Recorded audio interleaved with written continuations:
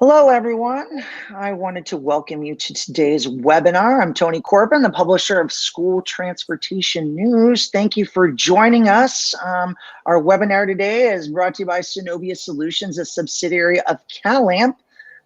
Due to COVID-19, the challenges to successfully start up school has never been greater, but technology can effectively help you. Today we're going to be hearing from some great experts with over 50 years of combined transportation experience. They'll be sharing their insights on technology, supplies, and the programs that transportation officials need to face during the COVID-19 challenge.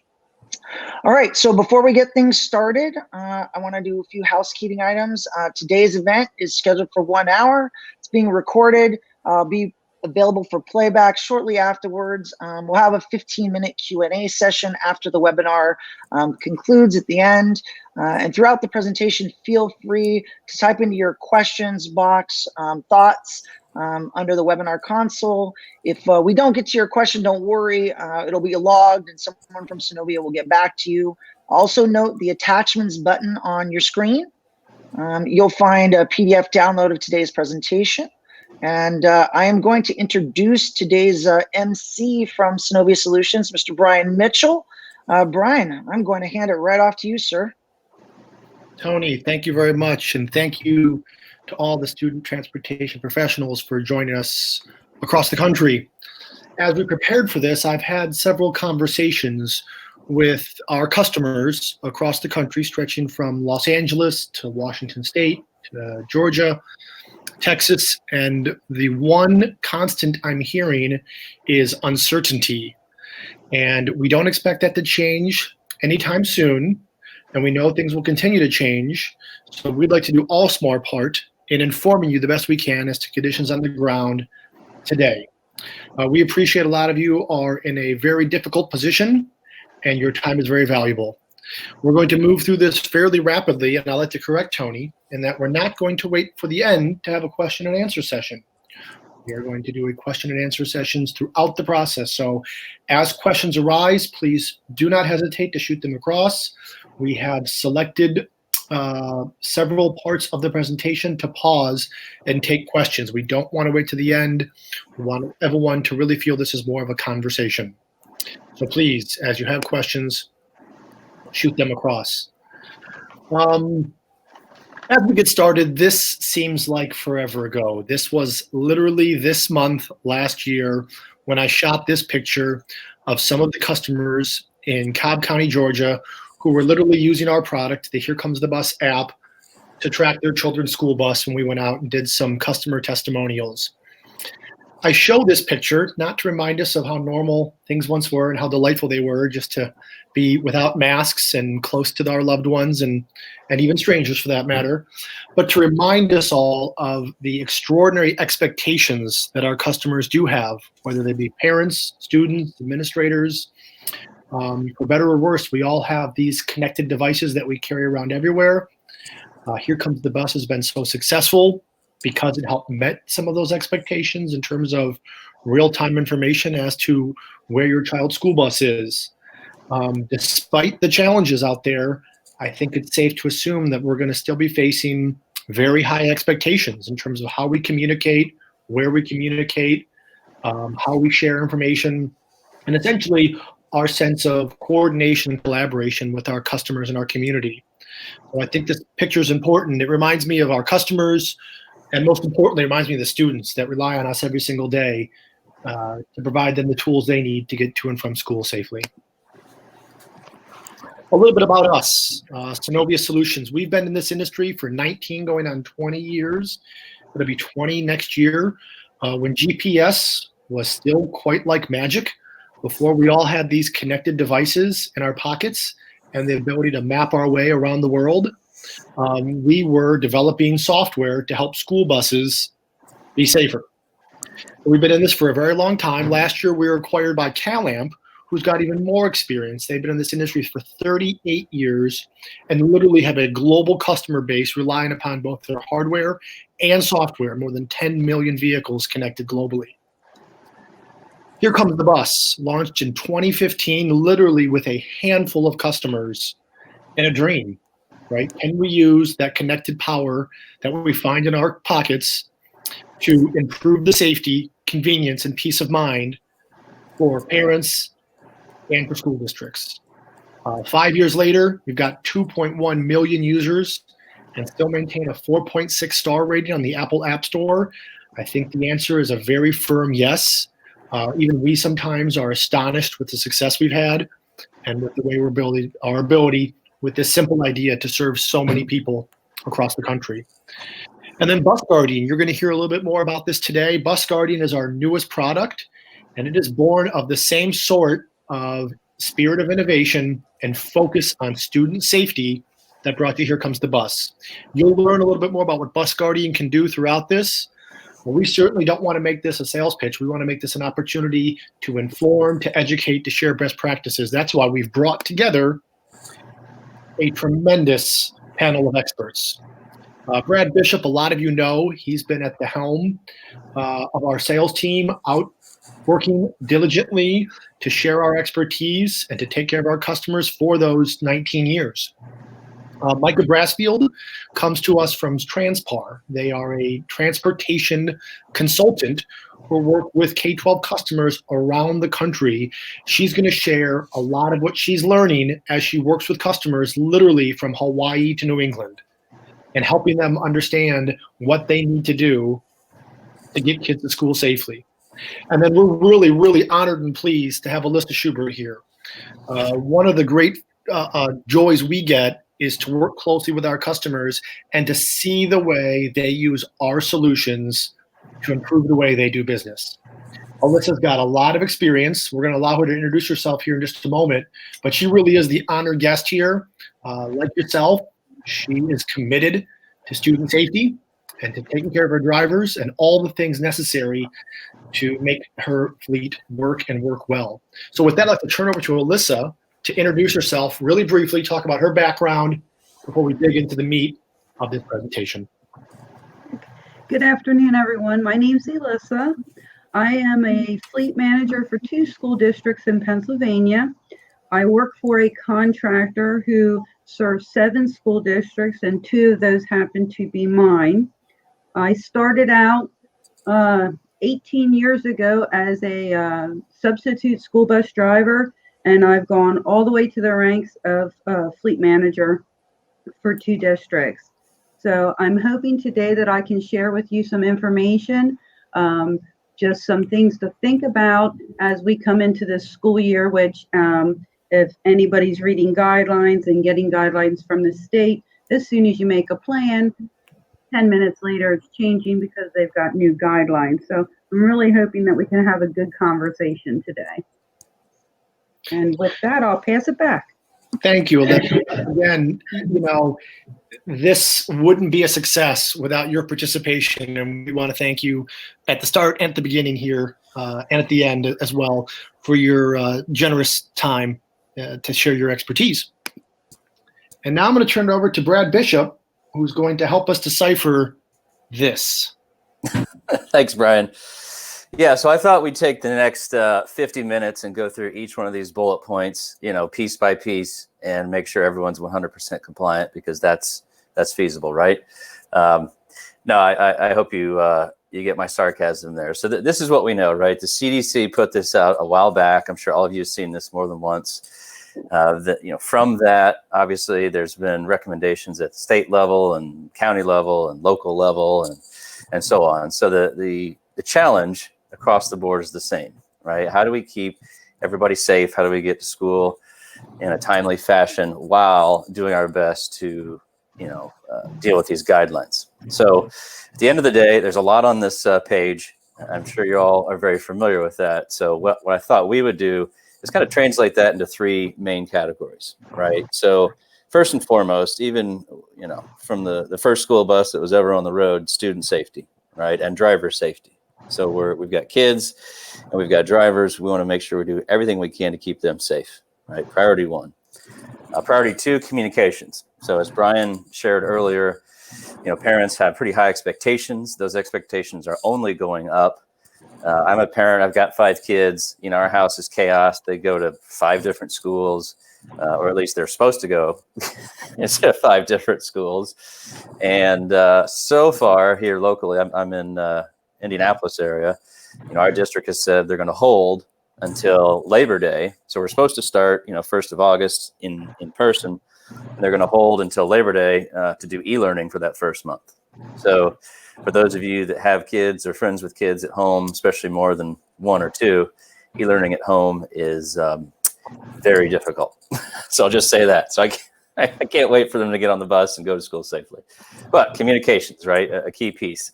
And that third chapter we'll talk about is route management. So with the guidelines, and there's a couple down below that I kind of grabbed and threw in there. So how do you clean and disinfect frequently touched surfaces on school buses, right? How do you do that while maintaining your timeliness? That last one, increasing distance between students on the bus. So that's obviously the biggest one, right? So instead of 50, 60 kids on a bus, what if you could only put 10 to 15?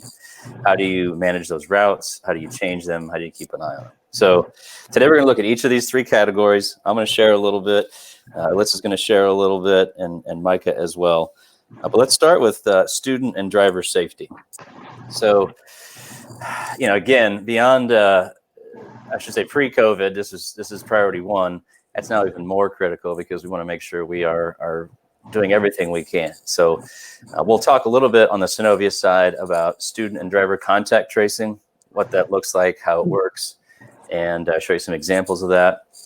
But I'm going to turn it back over to Alyssa for a minute because, we've done a number of these presentations and workshops, and sanitizing the buses has always been the pretty much top of the list, right? So, we've talked to customers, big and small, urban and rural, and not everyone's doing the same thing, right? So you have to look at what's out there. You have to look at what's effective, make your best decision on what you're going to use and how often you're going to use it, and so forth. So, Alyssa, I'll turn it back to you for just a minute, if you wouldn't mind, kind of sharing some of your experience with what you guys have been doing.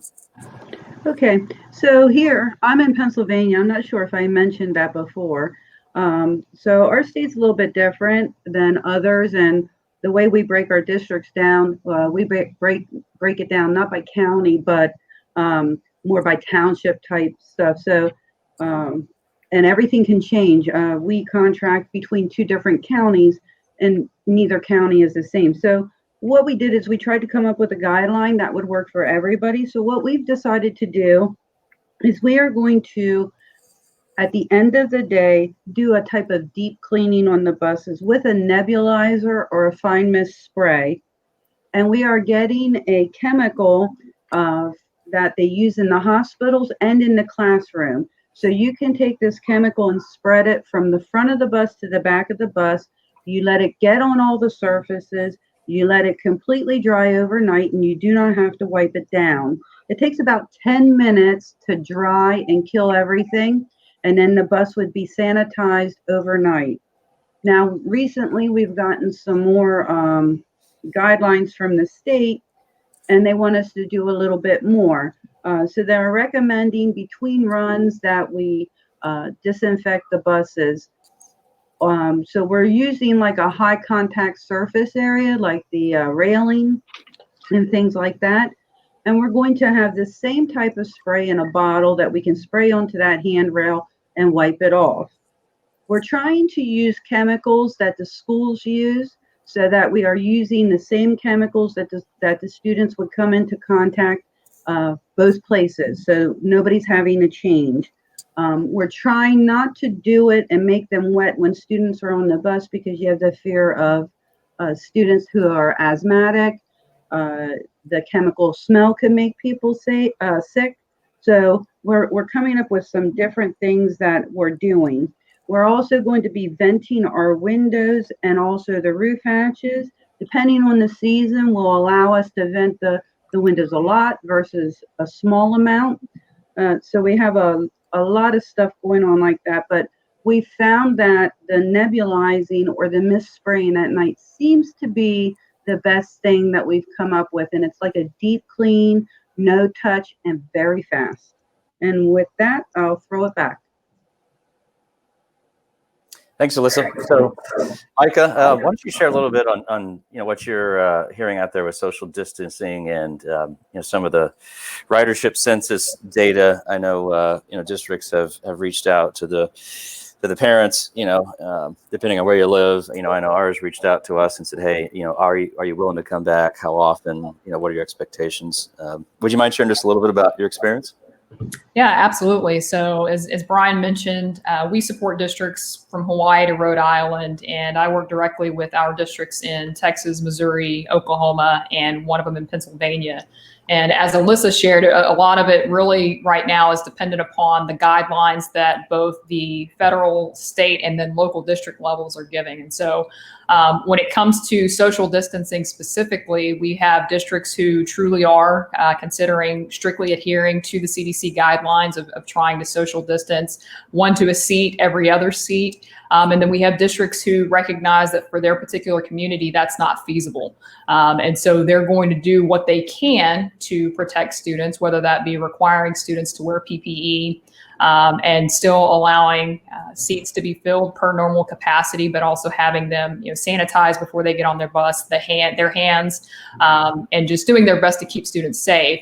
But it really is dependent upon the local school districts. Ultimately, they get to make that decision. And so what I would share with our listeners today is that I know that much of the information in terms of reopening schools has been a little bit more firm in the last couple of weeks than it has been since we shut down back in March.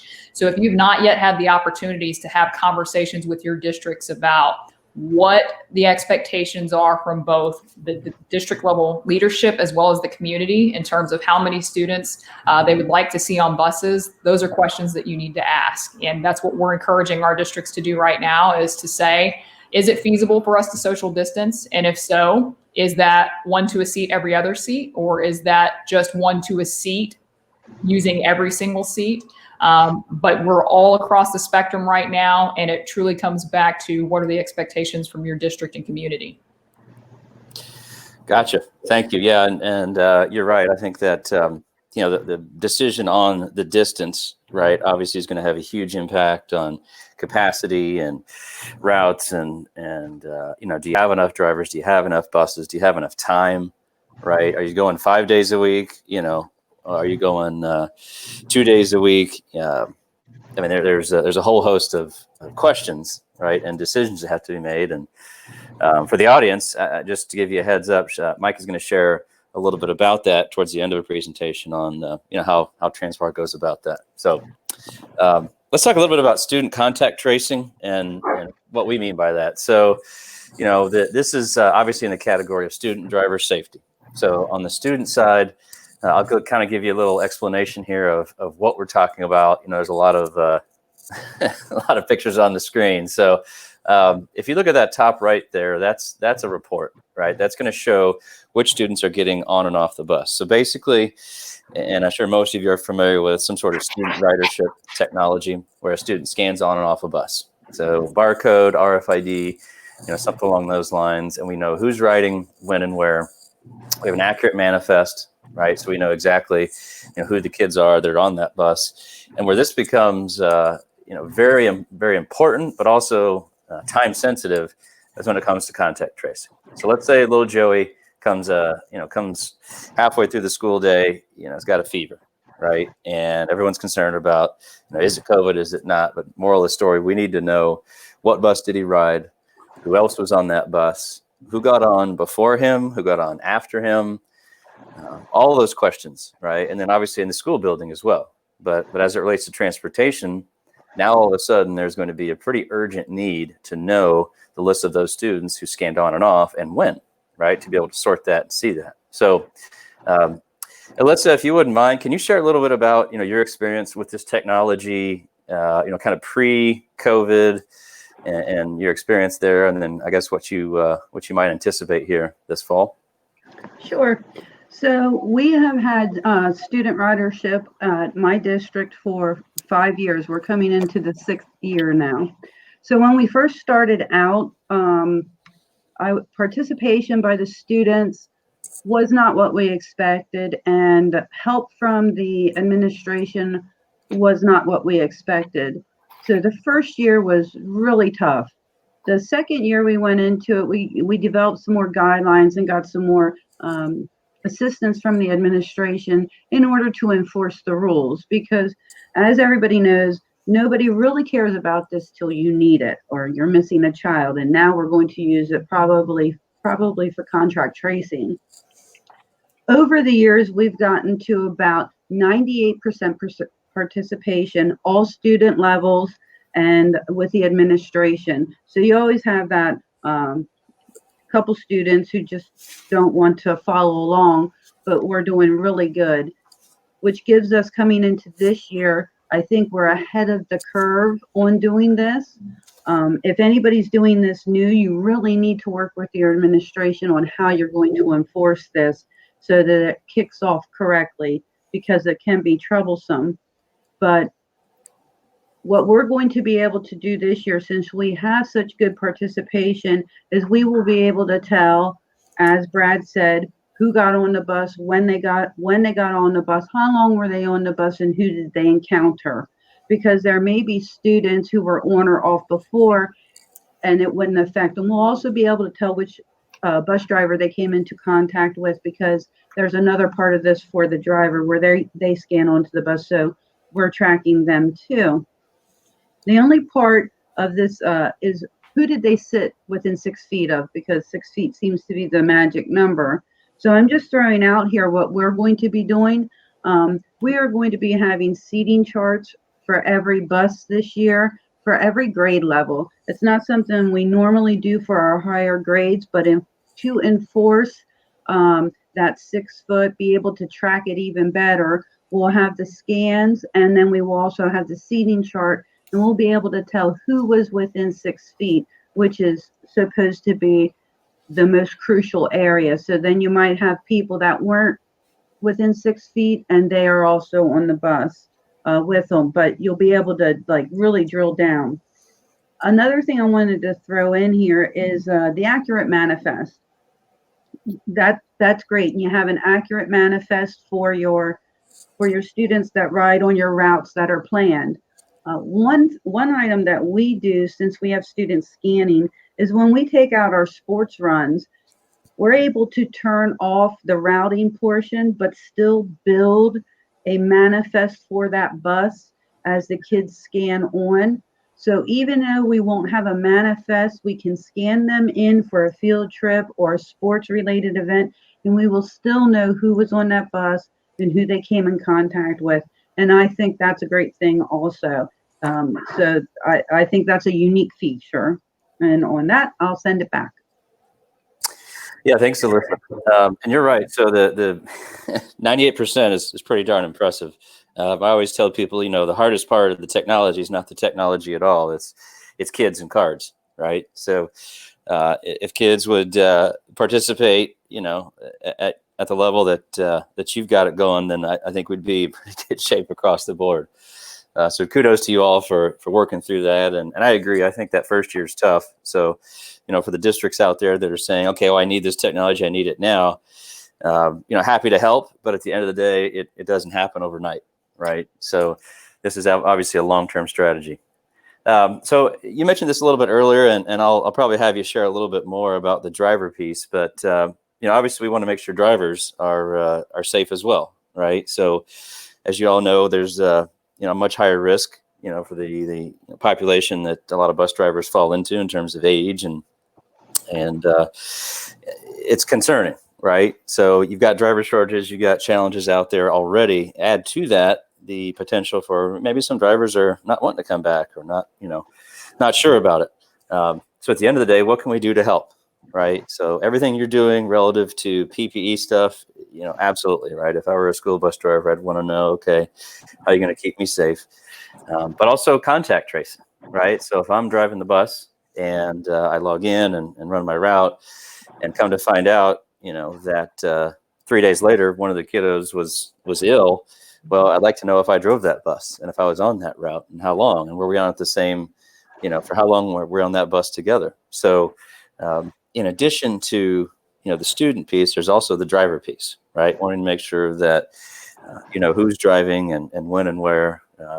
So Alyssa, from your perspective, I know obviously none of that applied pre-COVID, right? You really didn't have to know who was with who and when and where as much. But I guess tell us a little bit how you've used the driver login, capabilities, kind of then, and then what you anticipate now.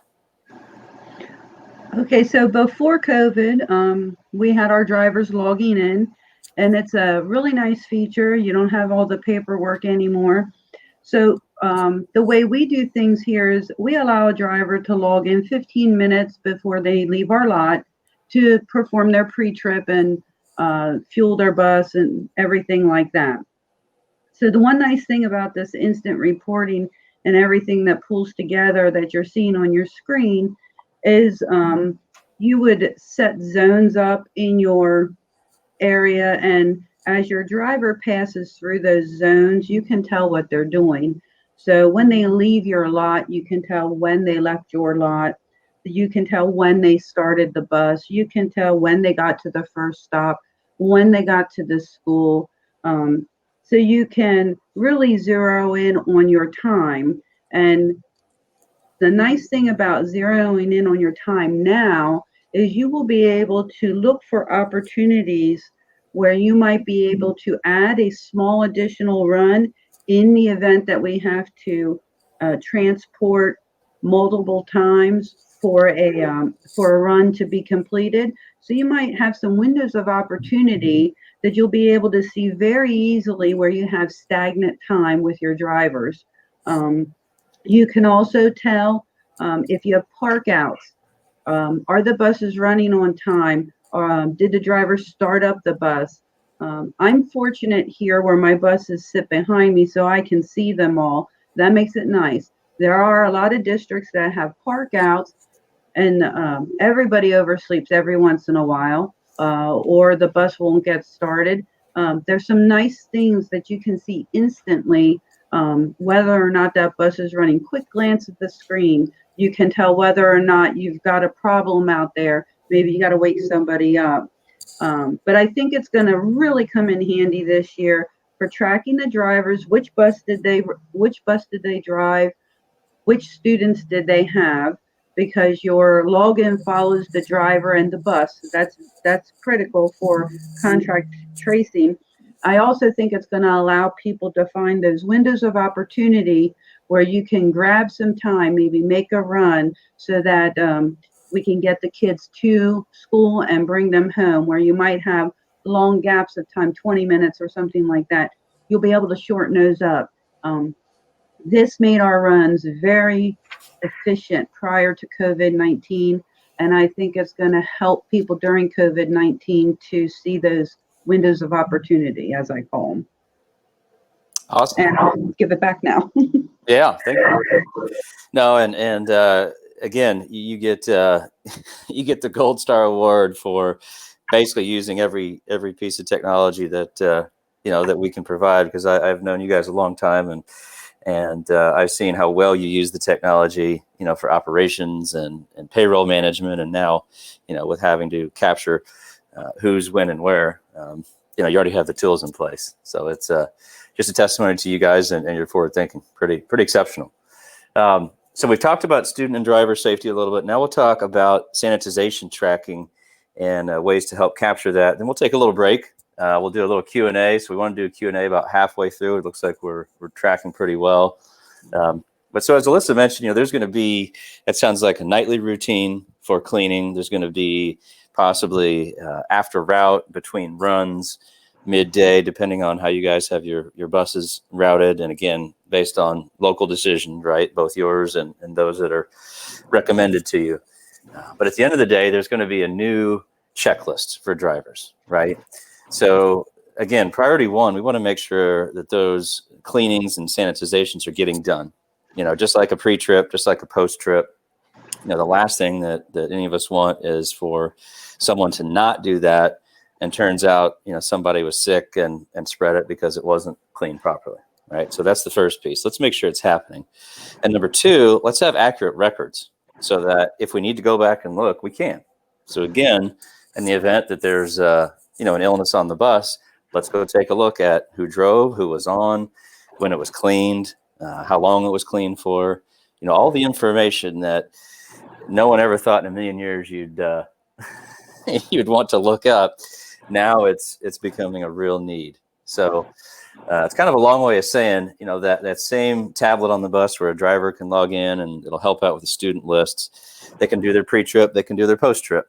So, you're going to have a checklist that is going to be necessary to run through and make sure it gets done. Simply load that on the device. We'll have the date, location, time of when those inspections are happening. And obviously those are logged with the driver, with the bus, date and time. So it'll give you an excellent record of that. And it will also help ensure, I should say, the drivers are doing it, right? So I'm a driver and I finish my route. It doesn't hurt to have a prompt that says, hey, your route's complete. Have you done your sanitization? Oh, it's going to be a new habit that we're going to have to get into because it's not normal, right? This isn't something drivers have done, for the last 30, 40, 50 years. This is something new. So we want to help them and help you as well. So I'll ask you. So you guys have used this for a while. Tell us a little bit about that. Again, same idea, right? Pre-COVID, what we're using it for and how do you envision it these days? Okay, so prior to COVID-19, we used it for our pre-trip and our post-trip. So basically, we put the whole entire pre-trip of a bus into the tablet. And if anybody's done this before, all things are good. Everything is listed right down to the marker lights. Every individual marker light on the bus, whether they're in the front, on the right, center, left. We put them in there. As everybody knows, a bus isn't supposed to go on the road unless everything is functioning. So as soon as you would mark something as being wrong, it would tell you whether or not you could take it out on the road. And then it would build us a report for the mechanics. So we would be able to print out what was wrong with which bus, what needed to be fixed on a daily basis. We also would put our mileage in there on a daily basis so we could track the mileage of the vehicle for other reports. So everything we used to do on paper, we now do on the tablet, which is really great. It comes up, you just send it, you can print so many reports, you can see you can track mileages, you can track down how many lights you're losing, all kinds of stuff. What I envision here coming up is going to be, we're going to add a post-trip. Our post-trip here where I am is going to consist of the drivers that are coming in at irregular times. So what I mean by that is we already have a procedure in place for all the buses that come back to the lot between 4:30 and 5 o'clock. We have a huge garage here, and our employees from the garage are going to come up and nebulize our buses. But those buses that come in after that, that might be out in a sports run or might be out on a field trip, the driver is going to have to disinfect that bus if it's got to go out the next day. Our regular drivers have a bus assigned to them. So if they take their bus on a field trip and they're not getting back till 10 o'clock that night, they are not going to have their bus nebulized because it wasn't sitting here. So they're going to have to be responsible to clean that bus so it can go on the road first thing in the morning. And that's how I envision this being. So we will come up with a way to track those late trips where we've got to track that information where the driver's going to have to spray down a bus themselves as opposed to our garage doing it for us. And with that, I'll throw it back. Awesome. Thank you. Well, yeah. So, and you mentioned something earlier that just kind of popped back up in my head, and that is that most of your buses park on location, right? So that gives you the ability to have other staff, i.e., technicians, mechanics, office staff to maybe help out with some of that. But I'm thinking now about, a lot of our customers that don't, right? So we work with a lot of school districts in North Carolina, and some have some lots, but a lot of buses park at schools, drivers' homes, churches, wherever the county will allow. And just thinking, man, that's going to be tough, right? So the driver's going to have all of the necessary chemicals and equipment at the end of that route to do the work, to document the work, and and take care of it kind of one-to-one. right? So makes it even more important to track that and know that is being accomplished. So Micah, real quick, and then we'll jump to Q&A here in just a minute, but real quick, give us your perspective on the sanitization process and how those decisions kind of impact each other, because obviously if you're having to clean after every route, that's different than once a day and vice versa. So what have you seen out there? Yeah, absolutely. I think what we're seeing across the board is that the social distancing conversation is really driving so many different aspects of what districts are doing. And so depending on how many students you're actually going to have on the bus, and then from there, whether or not you're going to be allowing your entire student body to come to the campuses each day, or if you're going to be doing some sort of a hybrid schedule, ultimately those decisions play back into the things that are going to impact transportation. So whether or not you disinfect between runs is going to depend on your schedule. And if your schedule has been modified at all in terms of maybe half the student population going one day or an extended day schedule, all of that will play back into how the planning for sanitization, contact tracing, all of those new items that drivers will be responsible for take shape. So, I would go back to asking the question of how often your district is expecting these things to be done based on the number of students that are going to be riding the buses, because you may very well have the ability to do some high touch surface areas with wipes in between runs if maybe you are social distancing to only 10 to 12 students per bus. Whether or not your district is looking at opening up your bell schedule so that you have enough time between tiers to do a more extensive sanitization process between runs, or if they're not and you're going to adhere to the same bell schedule and those drivers have literally been driving from one tier to the next, they pick up elementary, immediately go pick up middle school afterwards, and then high school following if you're in a 3-tier system.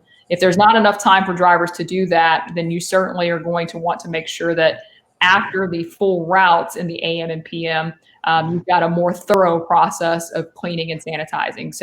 So much of this comes back to, what were the district's expectations in terms of student and parent responsibilities for sanitizing prior to getting on the bus? What time are they going to allow drivers to have in between runs to do that cleaning? And then making the decision on, is this going to be a driver responsibility, or are we going to outsource it to a company to help with these sanitization practices? But having a process to document and to train whoever is going to be responsible for it. Gotcha. Thank you. Yeah, you're absolutely right. These decisions have a pretty significant domino effect. And just the sheer time and manpower to get it done is a huge challenge, right? I mean, whether it's after every run, every route, in between routes, at the end of the day, this is kind of the new way of keeping the buses clean. So that concern about social distance is a huge one, and then local decision, right? How often do we want to do it? What are the expectations? What are parents comfortable with? And so it goes. Great. Well, let's take a break here. We're going to jump to Q&A. And we're actually going to show you what we look like here. So I'm going to click a button and you're going to be able to see us. So here we are. This is me. Hi, I'm Brad. You can see Brian. Well, on my screen, he's right there. I don't know. Brian, say hi. Hello. Micah, you want to say hi? Uh-oh, you're on mute. I think we lost your audio. There we go. Hey, Alyssa, you want to say hi? Hello, everyone. And there's this other guy in the corner. I'm not sure who he is. I've seen him at a trade show or two. Well, thank you, Brad, for bringing us all together and showing the nation our smiling faces. It's great to be here as a group spread across the country. We've got some interesting questions. I think the most obvious goes first to Alyssa. The name of the product you are using, the chemical that your district and your buses are using to do the nebulizing. Can you share the name of that product, please?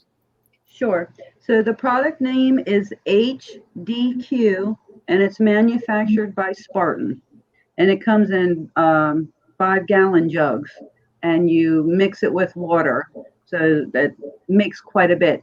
And you can use it in a nebulizer. You can use it in a sprayer like you would use on your yard in a fine mist. You set it on the fine mist.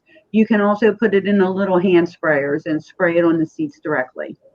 And where do you store that, Alyssa? Well, we store it in our garage, the 5-gallon jugs. We also have a machine, and the schools also have these. Well, here in Pennsylvania, I would assume all schools are the same. They have smaller jugs of this chemical. They put it into a self-mixing thing, and you can it mixes the water ratio with the chemical, and you just pour it into your bucket or whatever you're using. It's self-mixing if you have it hooked up to a water source. Our school districts here are very proactive in helping us. We wanted to stay the same. I asked them about this, and 24 hours later, they brought me over one of these machines that does pre-mixing with the chemical. So, but it's called HDQ, made by Spartan. So is there a flammability concern? Is it alcohol based? Do you know that? That's why I asked the storage question. Okay, so I have the MDS sheet here on my phone. I don't see, it does have a precaution. I can't really read it because it's turned sideways, but you're not supposed to get it in your eyes or anything like that. And that's why we're doing it at night, because we really don't want the children to come into contact with any wet chemical, even if it's a wipe that you can buy in a store. You never know who's allergic to what, and you don't want any wetness. But it's the exact same thing they're using in the schoolrooms that they're blasting the schoolrooms with, and the hospital. So hopefully we'll be safe that way. Yes, ma'am. Another question for Alyssa. Do the children, the students, keep the ID cards they use for student riderships? How do you manage lost cards? And how do you manage lost cards, especially like if a child, can they get on the bus in the morning or in the afternoon? How does it work, with both the lost card to replace it and then a lost card in the moment? Okay, so as I said, getting the students to use them is hard at first. The little guys, they really like it because they have a credit card like mom and dad. Go to the store, it makes a beep. They were really into it. Up at the high school level, not so much. They're getting ready to go out the door. They don't need a new thing, so that's where we ran into our problems. We use the barcode readers or the red eye readers. We do not use the RFID. The reason we do that is that you can print the barcode on any piece of paper that you want to, and it will scan underneath. The children keep their cards. The little guys have it on a lanyard, usually attached to their book bag. As you get older, the one thing a high school, middle school student will not forget on their way to school is their phone. You can put the PDF, take a picture of it. They always have their card with them. We did many things to get this to work, to get to the 98%. So we encourage them to take a picture. Most students nowadays also bring an iPad that the school gives them. They take it back and forth to home because they have to do their homework on it. It's provided by the school. You can put a little RFID or a scan barcode sticker on the back of it. They can run that right underneath when they get on the bus. That's how we got to 98%. You have to really think outside the box. And for replacing them, every year we have our cards made by the people who take the student pictures. They give us a new set of cards. We get two, one to hand out and one we keep. Your first replacement is free. From there on up, it costs $1, $2. We also have some creative students who have put their barcodes or their cards on a clip. The bulkhead of the bus is metal, and they've stuck them on one of those chip clips that have a magnet, and they stick them on the bulkhead of the bus, and they pull them down and run them underneath when they're going on and off the bus. Not that you should be doing that, but I thought that was quite creative. So many different ways to do it, but that's why we went with the barcode reader, not with the RFID, because you can do so many more things with that barcode. Excellent. The safety product we talked about, the nebulizer. Is it safe with the safety restraint seats, and will it not deteriorate the seatbelts? Great question. As far as I know, it is safe. It is a fine mist. It doesn't really it doesn't really saturate everything. It only takes 10 minutes to dry, and you don't have to wipe it off. So there's no extra cleaning or rubbing. It just sits, it kills, and then disappears. Excellent. Brad, we got a question about Bus Guardian and the licensing requirements, excuse me. Can you explain the licensing around Bus Guardian? Sure. Well, basically, it's a combination of hardware, software, and services. And as the provider of Bus Guardian, it would be a contract with your school district to include all those services. So essentially, it's licensed per bus. You can have as many users as you need, both parents and administrators. Excellent. Got a question on cost of Bus Guardian, Brad. Do you want to broach that at all here, or how are we going to handle the cost question for Bus Guardian? Well, I thought you were going to pay for it for everyone. Isn't that the plan? That's why I'm working here, Brad. Yeah, so we can talk, individually to you about the cost structure. We do have an introductory offer for the first year at $15 per bus per month, which includes everything. Like I said, from hardware, software, services. So the first year is $15 a month per bus. And then it is a 5-year agreement. So we've got structured pricing based on the size of your district thereafter. Excellent. Thank you, Brad. Can we go back to the slides? I know there's a lot more I want to talk about after the crowd has seen our smiling faces. Sure. Yeah, we got about 15 minutes left on the clock. And I think unless Tony kicks us off, we'll stick around as long as we need to answer some more questions. So Tony doesn't kick anybody off. So let's talk a little bit about the parent piece. So, we talked about students and drivers, talked about sanitization. So let's spend a few minutes on the parent side. So I'll kind of walk you through what it is. And then again, Alyssa's going to share her experience on the next slide. But first, just an idea of what we're talking about. So bus arrival status, right? What's the one thing every parent wants to know every morning? Every student wants to know every morning. And obviously afternoons as well, if you're out there at the bus stop waiting for your kids to hop off. So question is, how do we make sure that we communicate that to parents, right? So with Here Comes the Bus, it's very simple, very straightforward. I'm a parent. I can get a notification when my bus enters my stop radius, my area, within a mile or two, and I get a notification.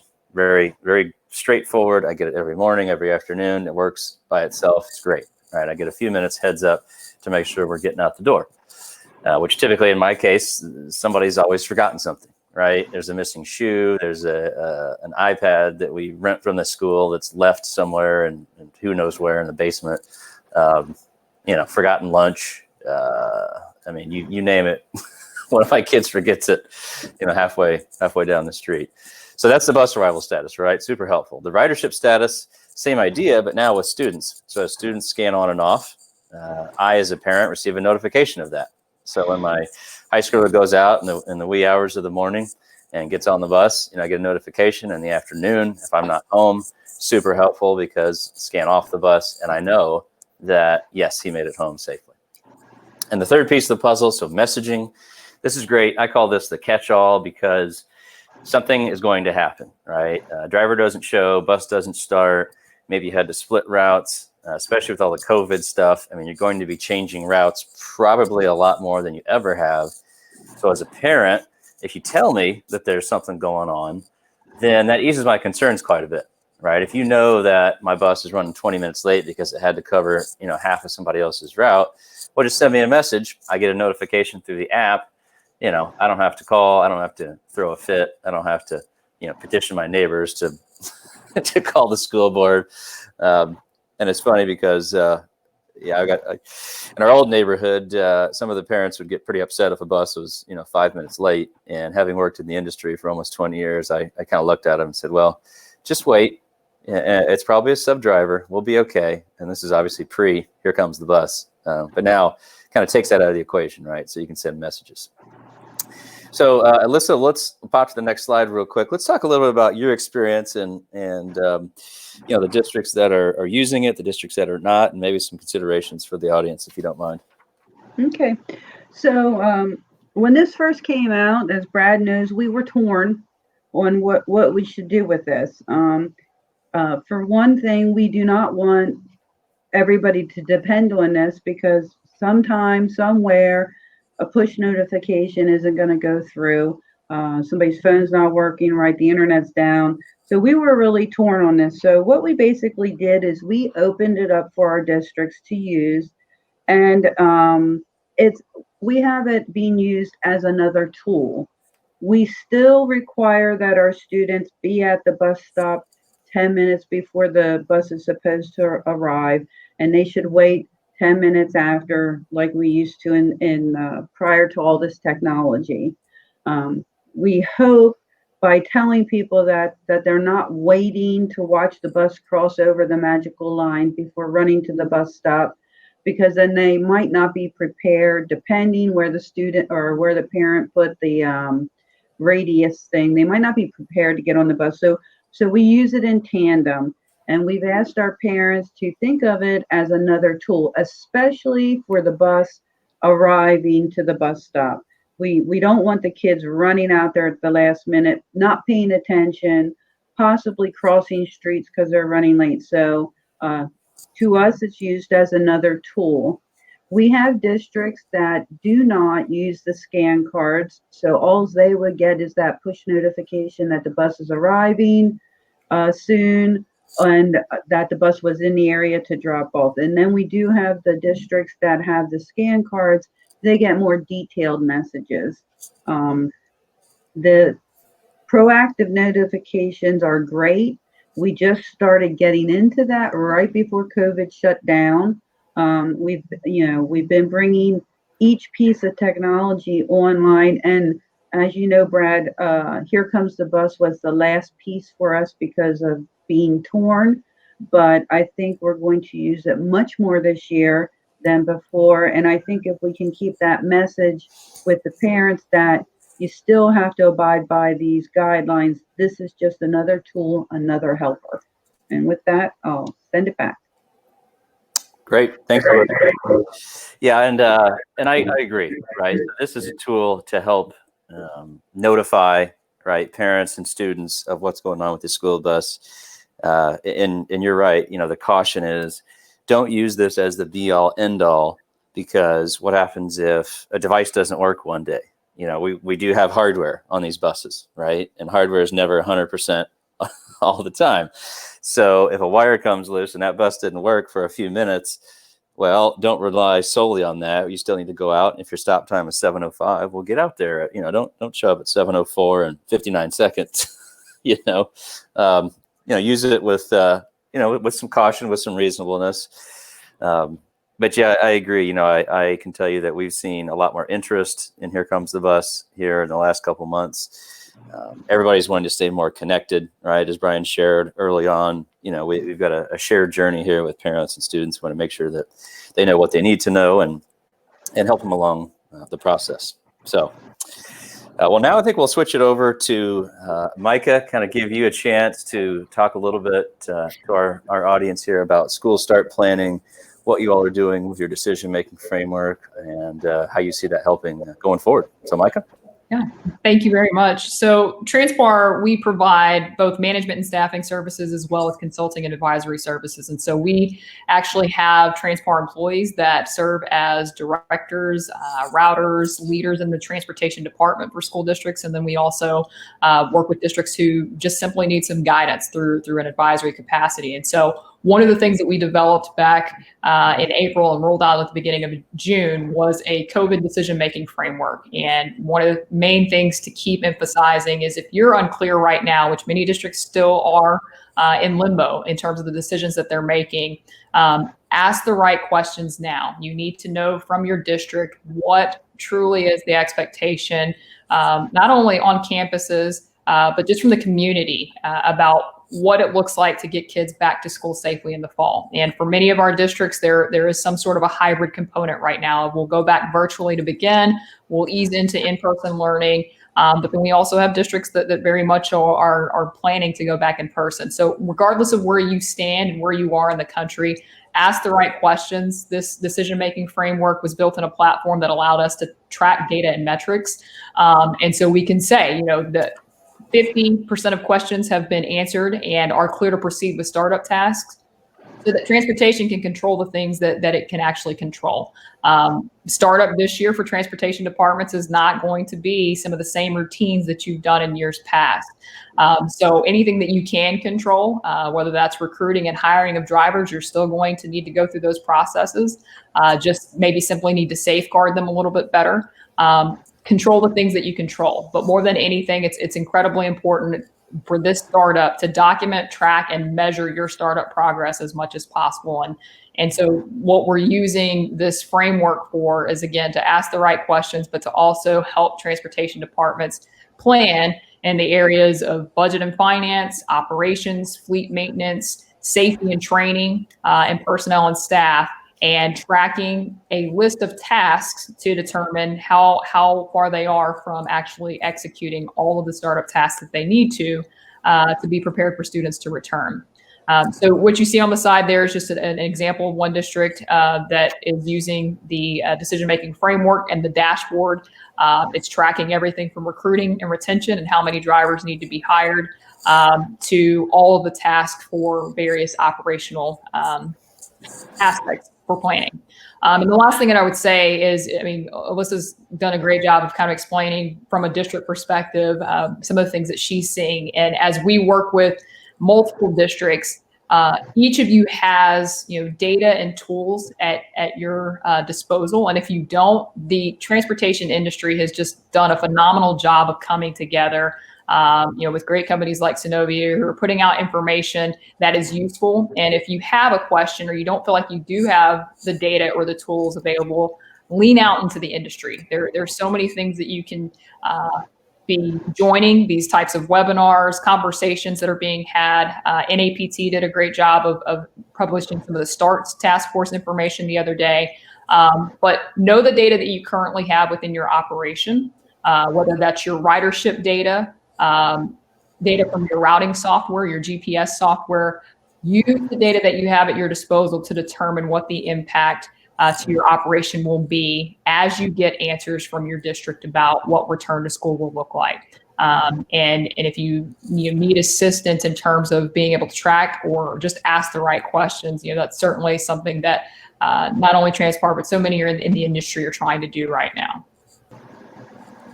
Awesome. Thank you, Micah. So, and I may have missed this earlier, but if districts would like to get a hold of you or get a copy of this, would they, for those of you that are on here and would like more information about that, just send a question in, if you wouldn't mind, say, hey, this is who I am. I'm interested in that. And then Micah, correct me if I'm wrong, but you all will engage directly with the school districts to kind of help them work through this. Is that right? Absolutely. Yeah. I can send information to anyone who needs it. So shoot a question and we'll be happy to share that information with you. Okay, great. Well, so one last piece of the puzzle here. So when you get to the final endpoint of what the routes are going to look like, odds are they're probably going to change again, right? After a week, a month, a semester, it's a moving target. But at the end of the day, there's going to be a pretty big need to keep eyes on those routes, right? So we're going to change the routes most likely, and we will need to know if the drivers are following those routes. So you have a routing system. We have a GPS system. Let's compare and contrast, right? Are we on the path that we think we're on? And there's a reason we design it this way, right? For social distancing, for timing, for split routes, for A/B schedules, whatever those scenarios end up, there's going to be a need to really take a close look at those routes. Two other pieces, and I know we're getting close on time here, but yard departure and school arrival. So, if nothing changes and the buses all leave at the same time and they all park, right outside your window, okay, probably not a big deal. But if you have buses that park out, if you have staggered departure times, it's going to be even more important to know when those buses are getting en route. And if one hasn't left yet, well, let's jump on it, right? Did the driver not show up? Did somebody forget something? Is it a sub scenario? So statuses are huge. And then that third piece, school arrival. So again, with the changes that are most likely imminent, if I were administrator at a school, I'd like to know when, my buses are coming. So if I'm the principal at the elementary school and there's 10 buses that come to my school, wouldn't it be great if I had a screen, a little status board that shows me my 10 buses? That way I don't have to call you in transportation. Right. So it's a way to kind of reach out, outside of transportation communicate with the school level administrators on bus status, and again, keeping everybody in the loop. So the goal here is let's give you guys the tools you need to make sure those buses are following the routes and making those times and getting out en route safely. So Brian, I think we're coming close to our last piece of the puzzle here. We're right at about time. We'll go ahead and turn cameras on again so everybody can see us, and do a few more Q&A. I know we've got at least another 5 or 10 in there. So Brian, I'll flip it back to you and do a few more questions. Yeah, of course. I know you mentioned this, Alyssa, but if some of the folks didn't hear you, HDQ, who is the manufacturer of that? The manufacturer of it is Spartan. And if you go to your school district, that is what we did to match chemicals. You can usually get these chemicals through your school district. They have access to it and they could provide it to you. If you're not a district contract, if you're a contractor, you can do it that way. But the name of the manufacturer is Spartan. Excellent. Brad, Bus Guardian, would it work for essentially infants from 6 weeks old to up to 5 years? Sure. I mean, no reason it wouldn't. The challenge, I guess, I would see is, with little ones, the cards, right? So you may have to have the driver assist in managing that, or even print out a sheet, of the students that ride and scan it that way, rather than, expecting little ones to facilitate that. But yeah, no reason it wouldn't. Excellent. Another question: does the system work in Puerto Rico? Yes. Yeah. So everything that we send data-wise is cellular-based. So we would use a local carrier to transmit there, whereas locally here in the States we use Verizon typically, or AT&T. But yeah, there's no reason why it wouldn't. Excellent. Any suggestions, Alyssa? I think this one is a good one for you. Any suggestions? Well, actually, Micah, why don't you take this one? Any suggestions around social distancing on school vehicles that have 9 passengers or less?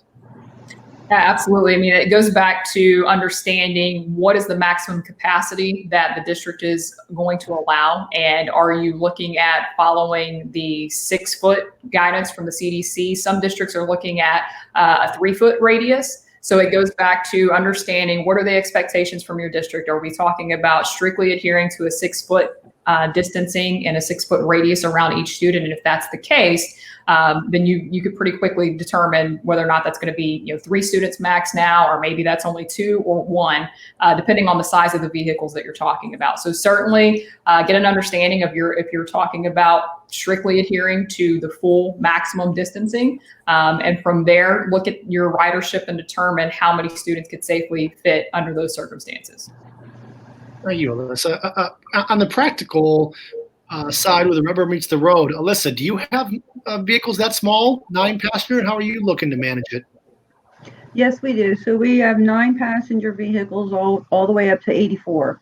So what we have been looking at, and as I said, the guidelines, they keep changing all the time, but we are looking at 2 students per seat, whether it's a large bus down to the van. So you would be reduced. In our instance, we're reducing the vans from 9 passengers basically down to 6, 2 to a seat, to give us space between. And then we are looking at they will be wearing mask and or a face shield, and we will have the contact tracing information if somebody becomes ill. Wow. Brad, extremely rural areas, in the cities. Will this work? Yeah, so the limitation would be the cellular carrier, right? So GPS works anywhere as long as you're not under a metal roof, just like any GPS that we've all used. Transmitting the data is going to require a cell connection. So I guess my question back would be, who has the best coverage in your area? Does it Verizon, AT&T, or someone else? That coverage will determine how real time it is. So even if it can't send the information real time, it can still be stored and transmitted when it does resume coverage. So again, as long as that bus comes, in coverage for a reasonable amount of time, if it's out of coverage forever, then yeah, unfortunately, it won't be able to transmit anything. But definitely the look into the carrier, who's got the best coverage, and that's what's most likely going to be the best choice. And how do we determine that if we're working with someone interested? Is that part of the pilot program with our software and solution? Is to run the bus routes and see how often we get those GPS pings? Yeah, so that can be part of it. I always start with maps, right? So what do the maps say from the major carriers? And obviously local knowledge, right? So if the map says one carrier is really great and somebody's had a phone there for 10 years and it doesn't work very well, then, I always say, you tell me, who's got the best coverage in your city or county. Okay, excellent. We had another question. And would you think about installing a transit curtain on school buses will meet CDC recommendations? Micah, why don't you take that first and over to Alyssa? I'm not familiar with a transit curtain. So we've heard of similar things with this in both kind of the plexiglass type barriers. And we actually had an opportunity to sit in on a discussion with the top 3 bus manufacturers, IC, Bluebird, and Thomas. One of the things that has been very clear is you've got to check your specs and your warranty. Most manufacturers are not going to support any sort of modification of the bus for safety reasons. Buses are truly designed to be the safest vehicles on the road with compartmentalization, adding things, especially towards up near the driver area, especially where students are boarding the bus. Anytime you add something, you risk, maybe a student getting caught on something as they're coming in and out of the stairwell. So you want to be clear on your specs. You want to be clear, and you would certainly want to reach out to your specific bus manufacturer to determine whether or not they would support adding anything that could potentially void a warranty. Most of what we're seeing, though, in our districts are that our districts are not taking the route of modifying the buses. They are going the extra mile to get the PPE that's required for drivers and potentially students if districts are requiring that. And they're doing everything that they can to sanitize the buses from that component, and then obviously doing the contact tracing. So it's certainly not to say that you cannot add those things. It's not what we're seeing on a large scale with most districts. Everybody's mostly focusing on purchasing the PPE, the sanitizing equipment, and doing the contact tracing and following that route. Micah, thank you for that, because until you said that, my thought would have been, you see it at Target, you see it at Kroger, why don't we just put some shields up? But then you mentioned the warranties and the safety angle, and it certainly makes sense when you think from the OEM standpoint, the way they've designed the bus to operate and not wanting to compromise any of the integrity they've built into the bus. Alyssa, are you guys thinking of doing that, or are you seeing anybody else out in Pennsylvania in your kind of community of fleets that you communicate with? Okay, so school buses are strictly regulated. You don't make any change to a school bus without authorization from PennDOT. You cannot modify them. And anything that is put on a school bus has to be approved by the state police check people that come every year. Every school bus in the state of Pennsylvania is carrying an approval sticker by the state police, in essence by PennDOT. So no modifications are ever allowed to be made on a school bus. They are built, as Micah said, for safety, right down to how many rivets go around the body of the bus and how far apart they're allowed to be. I mean, they're very regulated. So no, the answer to your simple answer is no, there will be no shields or curtains or anything like that put up on the buses. It's interesting to say that and how regulated it is. I used to work in the aviation aerospace industry, and as I've spent more time, almost 2 years now here with Synovia, I see so many similarities in that, safety is so very important, like first, second, and third, and then on-time arrivals, just like aviation, is such a huge part of the industry. And now hearing you talk about this, the regulations, right? You're just not going to go and put things on an airplane and change anything about it because of the way it's configured. So it's just one more data point that shows, just how highly regulated our industry is and how important safety is to everything we do. Brad, we got a question here about cellular data cost per bus, a monthly average for Bus Guardian. Is there a separate breakout data cost for Bus Guardian? Obviously, the ridership, the contact tracing, all the things that are attendant to Bus Guardian. Yeah, great question. The short answer is no. So everything is bundled in. So, for our pricing, it's going to include the hardware, the software, the cellular coverage. So you don't have to go out and find your own or pay for that separately. It's all bundled in. So that's one cost. So you're not going to get a separate bill from Verizon, AT&T. Correct. Excellent. That is very helpful. Face shields for drivers. So I hear the word PPE, or the acronym, excuse me, personal protective equipment. I served in the military in the past, and that was a very popular term for us whenever we went out and did any kind of exercise, making sure we had our PPE, and now it's become part of the everyday American vernacular. Face shields. Micah, would you take that first, and over to Alyssa? What are you seeing nationwide on the whole face shield thing? So most of the conversation around face shields is really coming in as an additional component that more so would be geared towards potentially special education drivers and monitors. At minimum, what they're looking at for most drivers is the masks and gloves, disposable and non-disposable, just depending on what district you're talking about. But face shields, because they're not completely enclosing the entire face, they are being recommended potentially as on top of a mask. And the reason more so around special education students, because there's an inherent need to have closer social interaction, physical interaction with special education students as you're loading them on buses. Sometimes they have more interactions in terms of restraining them or getting them seated safely. And so because of that direct physical interaction, they're looking at an additional layer just to provide a little bit more protection to special education monitors and drivers. But I've not seen anybody who is strictly looking at just wearing face shields without a mask. It's mostly been an additional component. Alyssa, face shields, is this something your drivers are going to be adopting, especially and when we think about special needs, I just can't imagine, the nervousness of parents, and certainly with drivers. I mean, it's a fraught job on the very best of days. But with this, how are you all approaching that, Alyssa, with the drivers that have that special responsibility? Okay, so Micah's about to meet the first person who's going with face shields.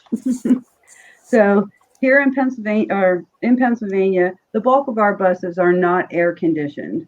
So if anybody's been in a bus come the end of August, when it's 90 some degrees out, you're looking at 120 degrees on that bus with no air conditioning, and you've got the windows open, which moves air, which is good.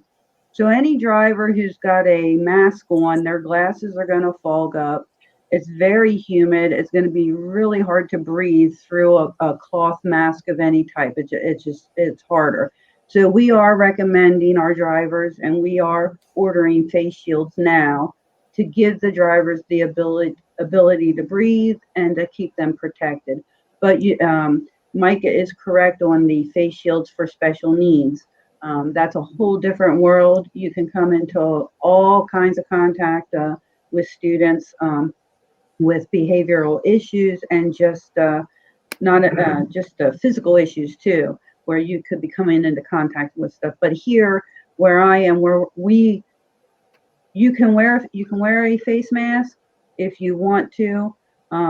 We would prefer the shield due to the temperatures, the glasses fogging up.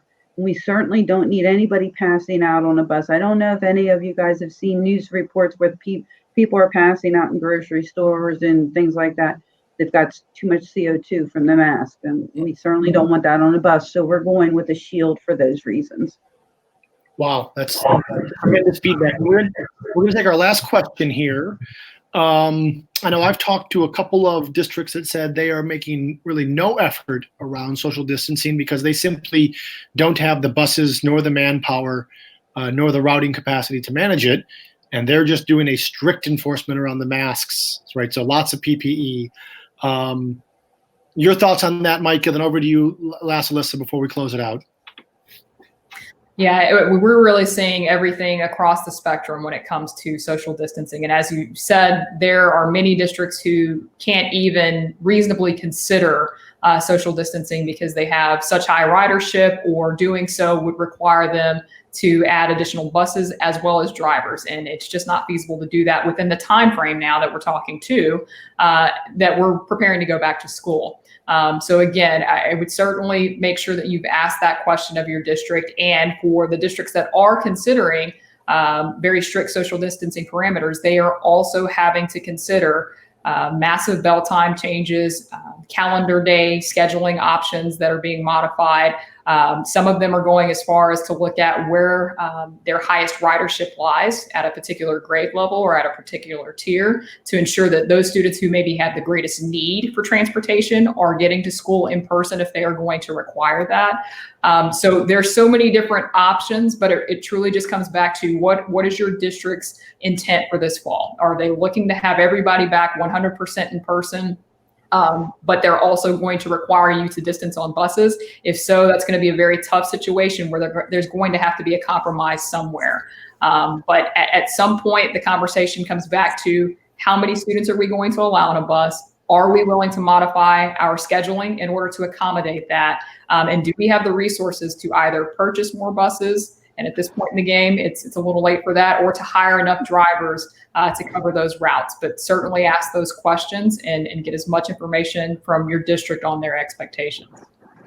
Absolutely. And to close it out, Alyssa, your thought on social distance on the buses, and if everyone's in PPE, do we need that? Okay, so we're coming back here at my schools and all the ones that I've talked to as close to normal as possible. So our buses are rostered heavy here in our districts. You know, when you're in high school, you get the people that drive themselves to school, so your numbers are lower there.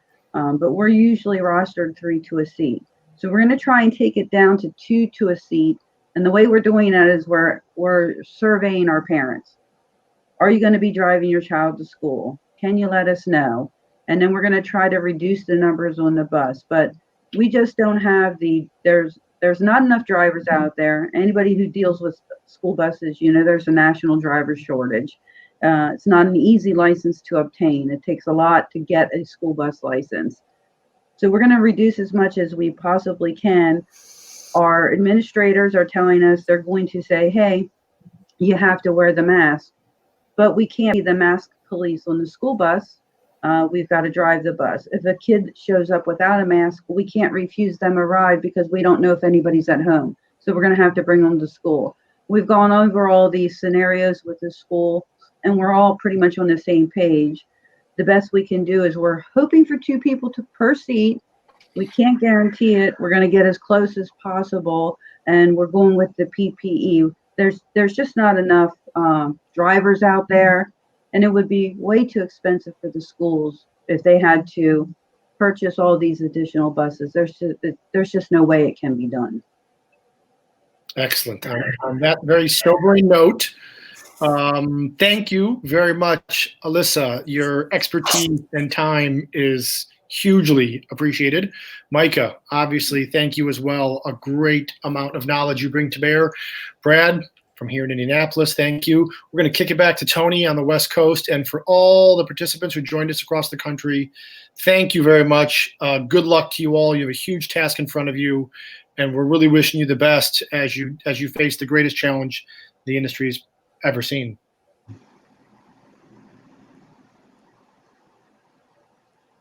Tony, we can't hear you. You're on mute. No, still can't. We're going to call it a wrap then, folks. Thank you, everybody. Thank you, everybody. Appreciate it. Take care.